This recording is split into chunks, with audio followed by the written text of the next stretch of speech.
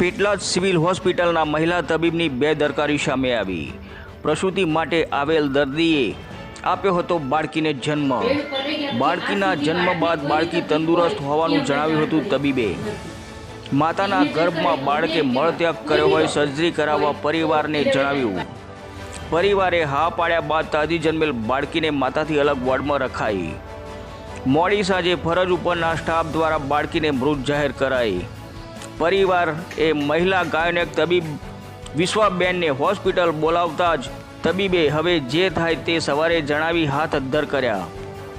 પરિવાર દ્વારા મહિલા તબીબની બેદરકારીથી બાળકીનું મોત થયાનો લગાવ્યો આક્ષેપ। મોડી રાત્રે સુધી સિવિલમાં દર્દીના સગાઓના હોબાળા। રિપોર્ટર ભગવત ભટ્ટ, પેટલાદ।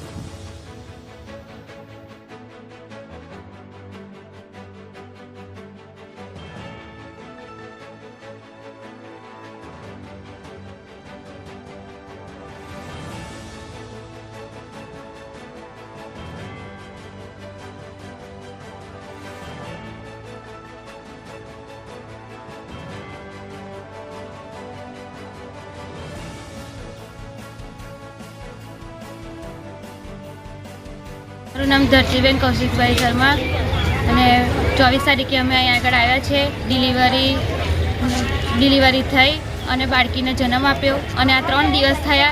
3 દિવસ થયા પછી બાળકીની તબિયત વધારે લથડતા એ બાળકીને ત્યાં આગળ દવાખાને સારવાર અર્થે લઈ ગયા। અમે નાના છોકરાના જે બાળક હોય ડૉક્ટર હોય ને ત્યાં લઈ ગયા। એ આગળ જે વિશ્વા મેડમને ફોન કર્યો પણ વિશ્વા મેડમ આવવાને ના પાડી અને મેડમને અમે કીધું કે મેડમ કે નાની બાળકીની તબિયત વધારે લથડી છે તો તમે આવો। તમે મેડમે ના પાડી અને અમે જે ડૉક્ટર બીજા હતા એમને ચેક કર્યું પણ એ ચેક કરી એમાં બાળકી મૃત્યુ પામી। હવે ડૉક્ટરની બેદરકારીના કારણે મારી નાની બાળકીનું મૃત્યુ થયું છે। હવે એ બાળકીને જે કોણ જવાબદાર? આધાર ડૉક્ટર જવાબદાર છે। મનોજ કુમાર લીંબચિયા છે અને બાળકી જે મારી ભત્રીજી છે અને જ્યારે મૃત જાહેર કરી ત્યારે ડૉક્ટર એમ કહે છે કે એને ફેફસાની બીમારી છે પણ એવી કોઈ બીમારી વિશે અમને જાણ કરી નથી। અને જ્યારે વિશ્વાબેન ડૉક્ટરને બોલાવ્યા પણ અમે આવવાનો ઇનકાર કરી દીધો અને એમની બેદરકારીને લીધે અમારી બાળકીનું મૃત્યુ જાહેર કર્યું। શું માંગ છે તમારી?